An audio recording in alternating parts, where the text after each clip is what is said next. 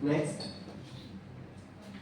Covid के पहले एक और ऐसी एक एरा हम लोगों ने देखा है 2016 में, जहां पर एटीएम के बाहर बहुत सारी लंबी लाइन लगानी पड़ जाती थी। कोई दूसरा ऑप्शन नहीं था। यूपीआई मेथड लॉन्च हो चुका था, लेकिन हम लोगों को अवेयरनेस नहीं थी, है ना। और उसके बाद ही यूपीआई पेमेंट्स में बहुत ज़्यादा ट्रांजैक्शंस होने लगे हैं। अभी all over the world UPI transaction में कौन सबसे ज़्यादा लीड कर रहा है? इंडिया, है ना। चाइना एक समय लीड कर रहा था, उसको भी हम लोगों ने पछाड़ दिया और बहुत लंबे मार्जिन से पछाड़ के रखा हुआ है ना। पहले किसी ने सोचा नहीं था कि इस तरीके का ट्रांसफॉर्मेशन आएगा। नेक्स्ट, अभी आप बहुत सारी चीजें अपने ऑनलाइन मंगाते हैं, बहुत सारे ऑर्डर्स करते हैं। इनमें आप लोगों ने देखा है अमेज़न जैसी जो कंपनीज हैं, यहाँ पर भी आप अगर कोई प्रोडक्ट सर्च करते हैं, सपोज मैंने अमेज़न में मेरा हेलमेट अगर पुराना हो गया है, मैंने हेलमेट सर्च किया है, कल ही मैंने सर्च किया था, और आज सुबह से मेरे अमेज़न के ऐप में और गूगल में अमेज़न के उसी पर्टिकुलर कंपनी के बहुत सारे हेलमेट्स दिखाने शुरू हो गए।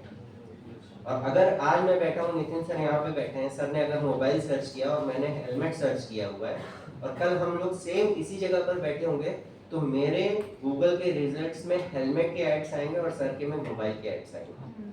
This is the power of digital marketing. क्या आप ये देख सकते हैं कि आपके न्यूज़पेपर में अगर आपको हेलमेट की रिक्वायरमेंट है, तो आपके न्यूज़पेपर में हेलमेट का प्रिंटेड एड आए और सर के न्यूज़पेपर में मोबाइल का एड आए? ऐसा हो सकता है? इतना कस्टमाइजेशन हो सकता है क्या?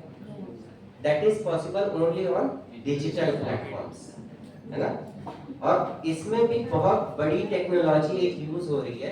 कोई बता सकता है कि ये जो इस तरीके से कस्टमाइजेशन हो रहा है, वो किस टेक्नोलॉजी की वजह से डिजिटल मार्केटर्स को पता चलता है कि इसका इंटरेस्ट इस चीज में? एआई भी कोई एक डेटा सोर्स, कोई एक टेक्नोलॉजी यूज करेगा। बिग डेटा टेक्नोलॉजी का नाम सुना है आपको? बिग डेटा टेक्नोलॉजी जो है, इस टेक्नोलॉजी को यूज करके ही डिजिटल मार्केटिंग में बहुत ज्यादा इम्प्लीमेंटेशन हो रहा है।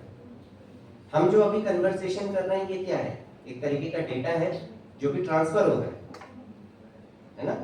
पुराने जमाने की बात करें तो गुरुकुल में लोग जाते थे, तो वो डेटा ट्रांसफर होता था, रिटन फॉर्म की बजाय वर्बल और ऑडियो के फॉर्म में होता था। तो ये भी एक तरीके का डेटा है जो कि ट्रांसफर हो रहा है। आप लोगों में से कितने लोग ऐसे हैं जिन्होंने गूगल का माइक्रोफोन, जो गूगल असिस्टेंट है, उसका माइक्रोफोन ऑफ करके रखा है? परमिशंस होती है ना एक।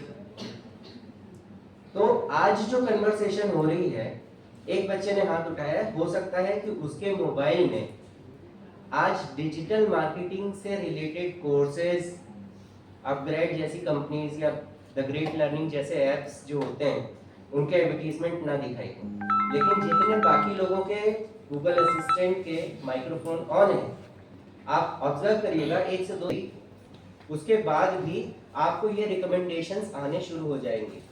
ये जो टेक्नोलॉजी यूज हो रही है, that is big data technology, ठीक है।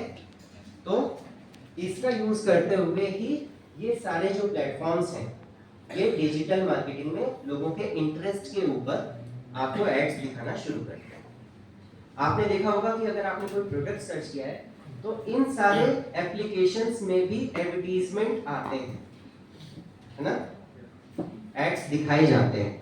तो ये सारी चीजें यूज हो रही हैं। नेक्स्ट, उसके अलावा बहुत सारे हैं, नेटफ्लिक्स और जो दूसरे ओटीटी एप्स हैं, आपकी जो प्रोफाइलिंग होती है, आपका जो इंटरेस्ट होता है, उसी से रिलेटेड आपको रिकमेंडेशंस मूवीज के या वेब सीरीज के या डॉक्यूमेंट्रीज के वो दिखाए जाते हैं।